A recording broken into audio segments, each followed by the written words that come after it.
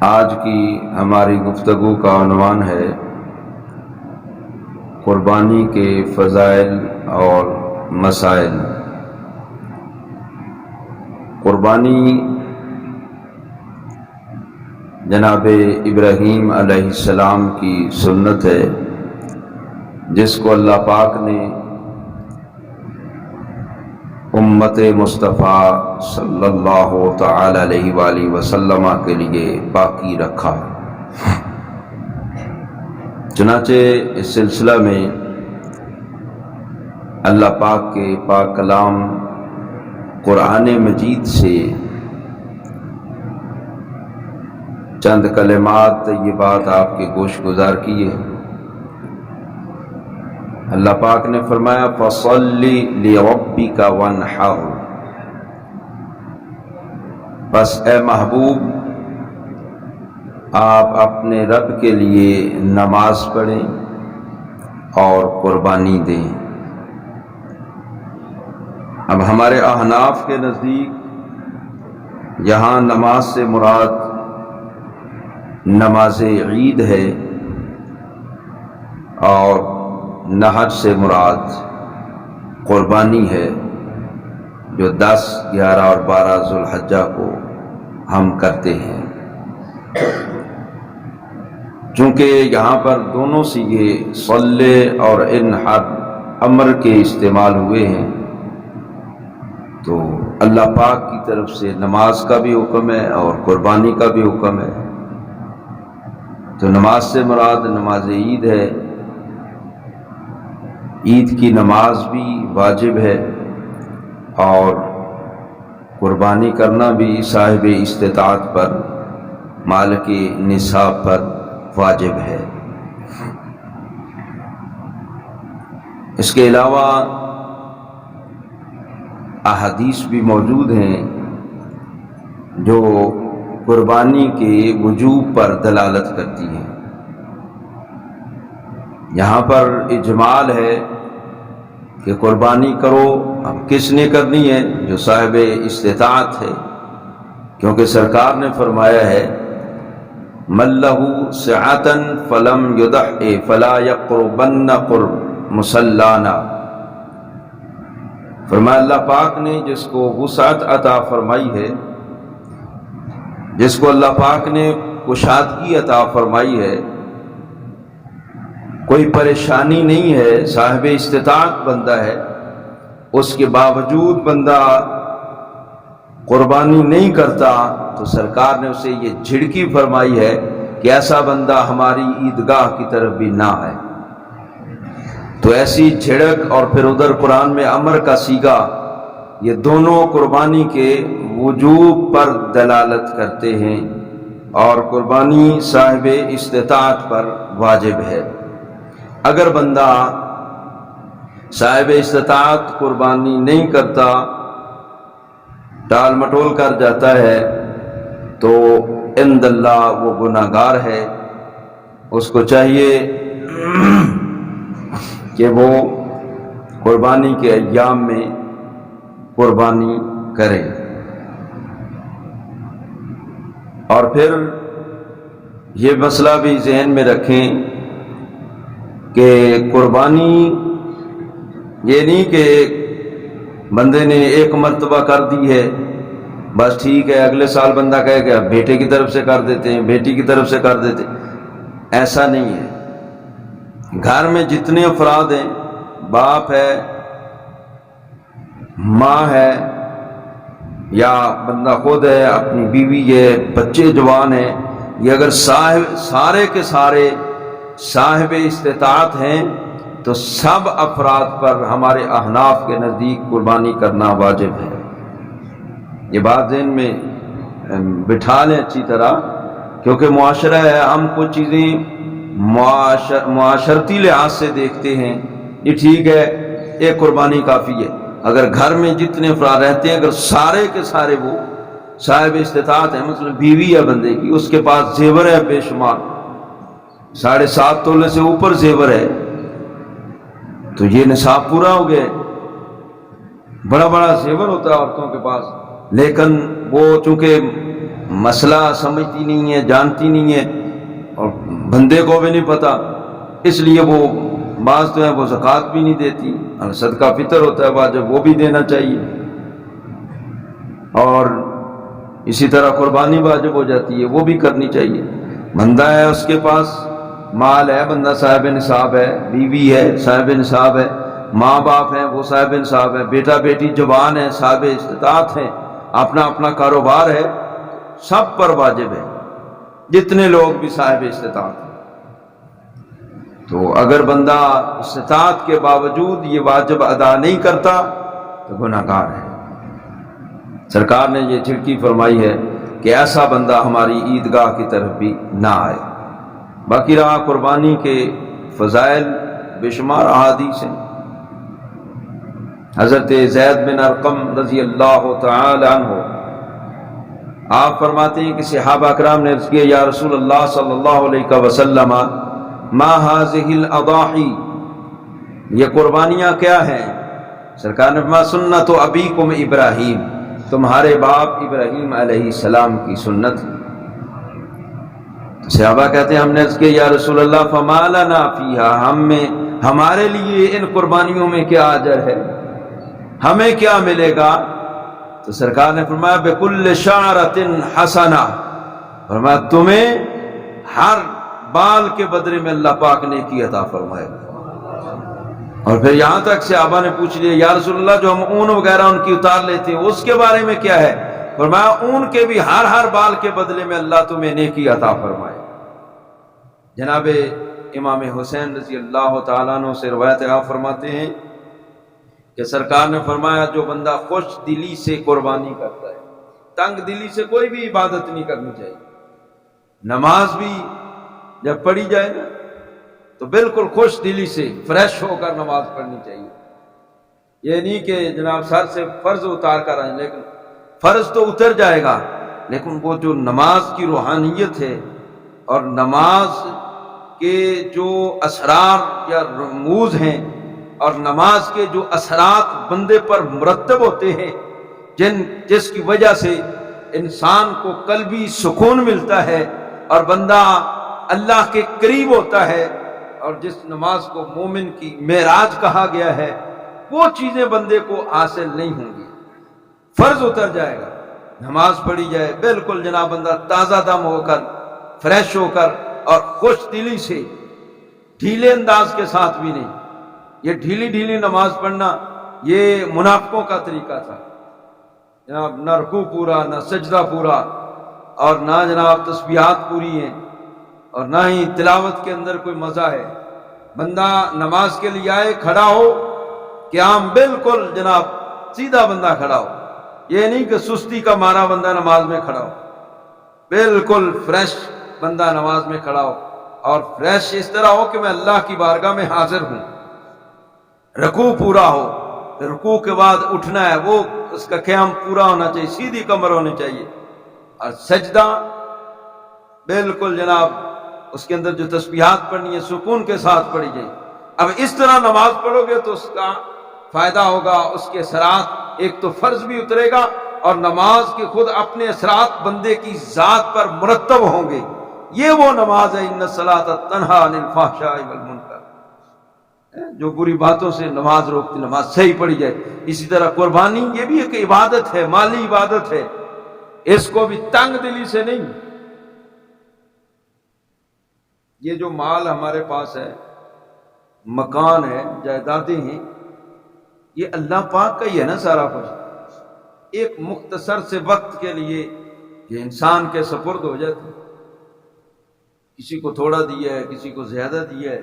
جناب آدم علیہ السلام نے عرض کی نا اللہ کے بارگاہ میں، یا اللہ یہ ساری میری اولاد ہے، کسی کو تھوڑا دیا ہے، کسی کو زیادہ دیا ہے، کسی کو خوبصورت بنا دیا، کسی کو کوجا بنا دیا، کسی کو سفید بنا دیا، کسی کو کالا بنا دیا، ہے تو سارے انسان، یہ برابر ہونے چاہیے تھے، سب خوبصورت ہوں، سب کے پاس مال برابر ہو۔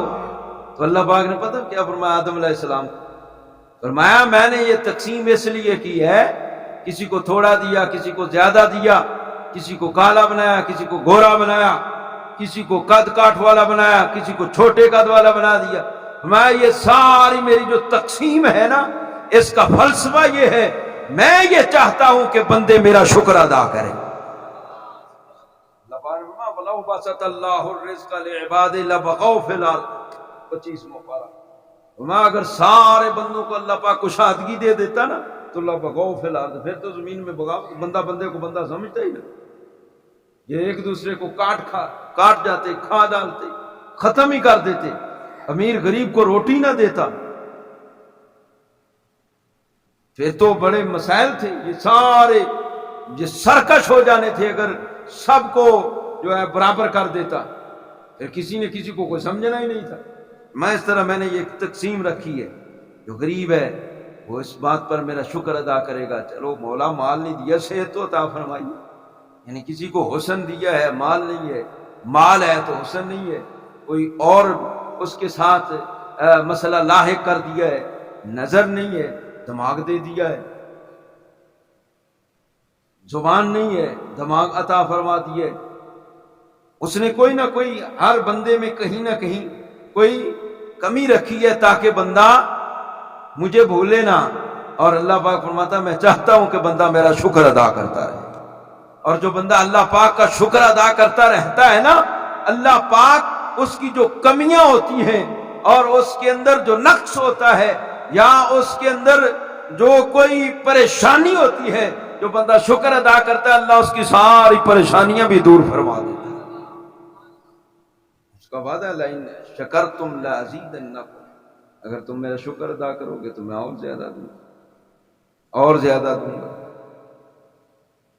تو بندے کو جو بھی عبادت کرنی ہے وہ خوش دلی سے کرنی چاہیے، قربانی ہے، اللہ پاک کا دیا ہوا مال ہے، یہ سارا کچھ اللہ کا عطا کیا ہوا ہے نا، کہ بندے کا اپنا بھی کچھ ہے۔ وہ بندہ تو خالی ہاتھ پیدا ہوا ہے اور خالی ہاتھ اس نے جانا ہے۔ کبھی آپ نے دیکھا ہے، یہ مثال تو مشہور ہے کہ یہ بچہ جناب منہ میں سونے کا چمچ لے کر پیدا ہوا ہے، پہلے اللہ پاک نے اس کا انتظام کیا ہوا ہے، اس کی قسمت کا رزق ہے، وہ اس کے لیے پہلے جو ہے وہ اس کا سارا انتظام ہے، مگر نہ بچہ پیدا ہوتا ہے تو خالی ہاتھ، دنیا سے جاتا ہے تو خالی ہاتھ۔ ایک عرصہ ہے جو اس نے اس دنیا میں گزارنا ہے، یہ آزمائش گاہ ہے، یہ امتحان گاہ ہے، دنیا دار العمل ہے۔ الذی خلق الموت والحیات لیبلوکم ایکم احسن عملا، بندہ بھیجا، موت و حیات کو پیدا کیا ہے، بندے کو صحت تندرستی عطا فرمائی ہے، اعضاء اس کے سلامت ہیں، تکریم اور عزت کا تاج اس کے سر پر اشرف المخلوقات ہے، ساری شانیں عطا فرمائی ہیں، دنیا میں آنا ہے اہتمام کے ساتھ۔ اور جناب جانور کے بچہ پیدا ہوتا ہے اس کا کیا اثر ہوتا ہے، انسان کا بچہ پیدا ہوتا ہے اس کو کتنا پروٹوکول ملتا ہے، آیا ہے تو پروٹوکول، جا رہا ہے دنیا سے تو پھر پروٹوکول، لوگ 4 بندے کندھوں پر اٹھا کر لے جا رہے ہیں، جنازہ پڑھا جا رہا ہے، ایسے ہی نہیں گلا کھود کر اس کو پھینک دیے، جیسے جانور مرتا ہے لوگ جناب ٹریکٹر کے پیچھے باندھ، آؤ دور اس کو پھینک کے آ جاؤ، چیلیں آتی ہیں، جانور آتے ہیں اس کو کھا جاتے ہیں، مٹیاں بھی ختم ہو جاتی ہیں، نام و نشان مٹ جاتا ہے۔ انسان اس کا قیامت تک نام و نشان باقی رکھا جاتا ہے۔ قبر بنانے کا فلسفہ کیا ہے؟ نشان رکھنا بھی سنت ہے اوپر، یہ سارا اسی کا احترام ہے نا، اسی کی عزت ہے۔ لیکن بات یہ آیا خالیات، جائے گا بھی خالیات۔ دنیا میں اللہ پاک نے اس کو جو عطا کیا ہے وہ اس کی عطا ہے، اس کا فضل ہے، فضل سمجھنا چاہیے۔ جب اللہ کی عطا ہے، دیا ہوا سارا کچھ اللہ کا ہے، تو پھر اس کو خرچ بھی ویسے کرنا چاہیے جیسے اللہ کا حکم ہے۔ مال ہے، زکوٰۃ فرض ہوگی ہے تو زکوٰۃ ادا کرو، اللہ کے مال سے تم نے دینی ہے، اللہ کے لیے دینی ہے، اللہ کے بندوں کو دینی ہے، اللہ کا مال تھا، ایک وقتی طور پر تمہیں مالک بنایا ہے، سدا تو یہ مالک اس کا رہنا نہیں، کوئی بھی نہیں سدا رہا کسی خزانے کا مالک، سب خزانوں کا مالک اللہ ہے، سب خزانوں کی چابیاں اللہ کے ہاتھ میں، بندوں کو دیتا ہے جتنا اس کی مرضی ہے، عطا کر دیتا ہے، کسی کو تھوڑا دے دی، کسی کو زیادہ دے دی، جس کو زیادہ دیا ہے وہ سانپ نہ بنے۔ زکوٰۃ کیوں فرض کی گئی ہے؟ کئی لا یکون دولتم بین الاغنیاء منکم، تاکہ یہ پیسہ، یہ دولت اغنیاء میں نہ گردش کرتی پھرے، غرباء کا جو حق ہے وہ نکالنا ہے، اللہ کا حکم ہے، اگر اللہ کے حکم کے مطابق مال خرچ کیا تو یہ مال کوئی برا نہیں ہے، یہ اچھا ہے، یہ بخشش کا سامان بنے گا۔ اگر اپنی مرضی کی ہے، اللہ کے احکام کو پس پشت ڈال دیا، یہی مال وبال جان بن جائے گا، قبر میں بھی بندہ پھنس جائے گا، حشر میں بھی پھنس جائے گا۔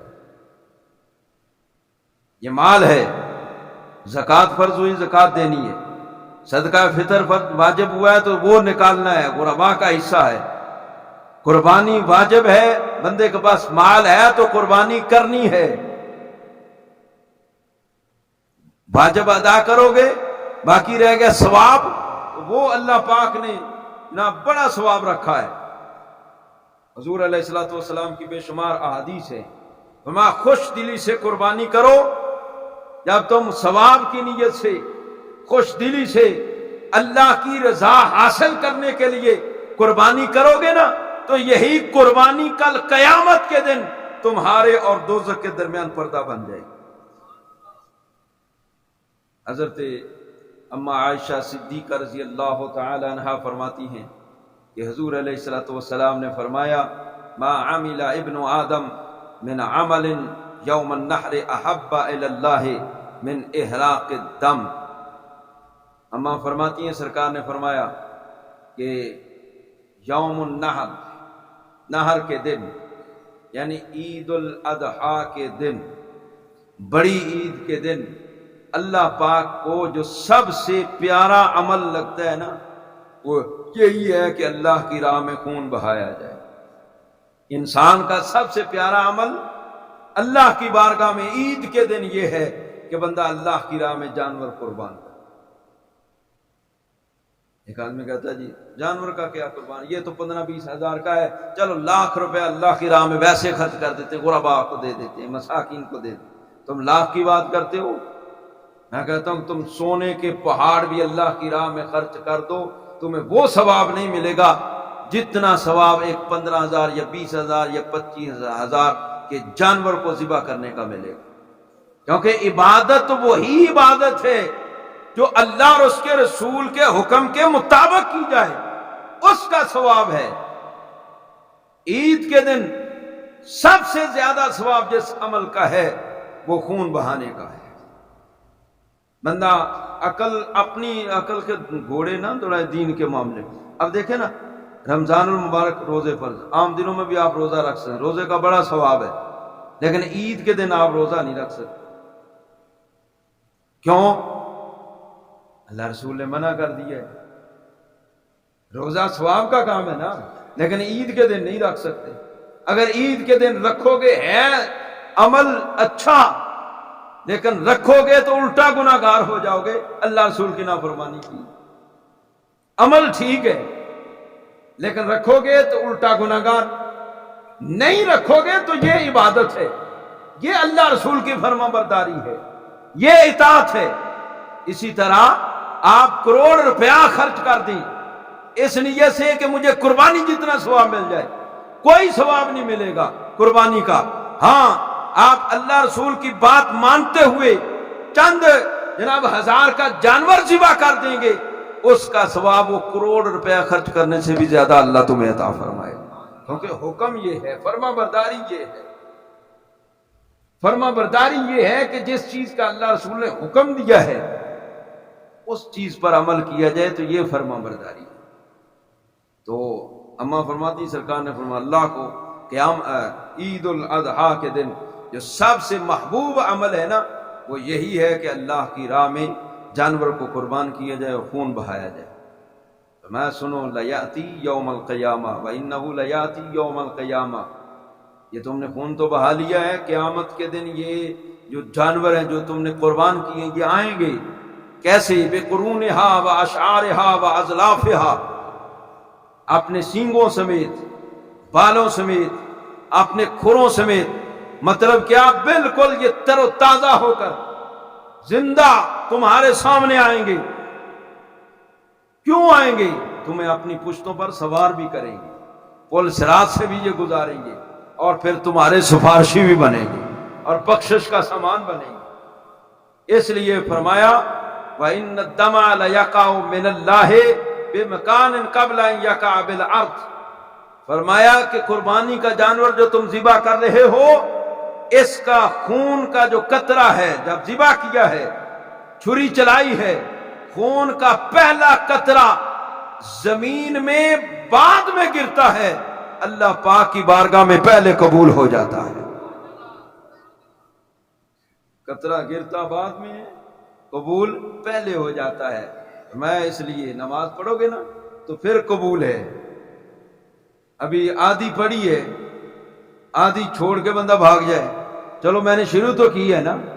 یہ قربانی واحد ایک ایسی عبادت ہے کہ آپ نے ذبح کیا ہے، خون کا قطرے بھی سارے نہیں نکلے، پہلا قطرہ زمین پر گرتا بعد میں ہے، اللہ پاک کی بارگاہ میں یہ قربانی پہلے قبول ہو جاتی ہے۔ اس لیے سرکار نے فَطِيبُوا بِهَا نَفْسًا، خوش دلی سے قربانی کیا، تنگ دلی سے نہیں، رکھ رکھاؤ کے لیے نہیں۔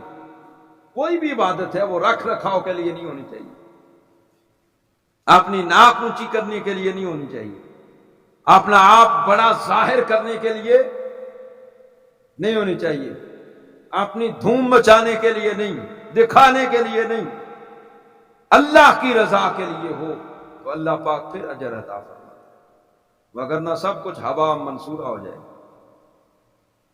جس طرح کہ یہ ذرات روشنی میں نظر آتے ہیں گرد و غبار کے، انہیں کہتے ہیں ہوا منصورہ۔ ایسے اعمال ہو جائیں گے اگر لوگوں کو دکھلاوے کے لیے عمل کیا، اگر اللہ کی رضا کے لیے عمل کیا ہے تو اللہ پاک اس پر بے شمار اجر عطا فرماتا ہے۔ سرکار نے حضرت سیدہ خاتون جنت سے فرمایا تھا کہ اے فاطمہ اپنی قربانی کے قریب آؤ، ان کی طرف سے قربانی ہو رہی ہے، فرمایا اپنی قربانی کے قریب آؤ۔ کیوں؟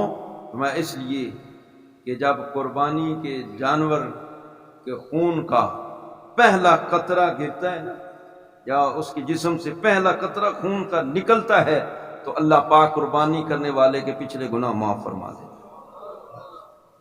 خون کا پہلا قطرہ نکلا ہے، اللہ پاک پچھلے گناہ معاف فرما دے۔ تو اماں نے ہمارا مسئلہ بھی حل فرما دیا۔ عرض کی یا رسول اللہ کیا یہ صرف ہم اہل بیت کے لیے خاص ہے یہ بات یا آپ کی ساری امت کے لیے؟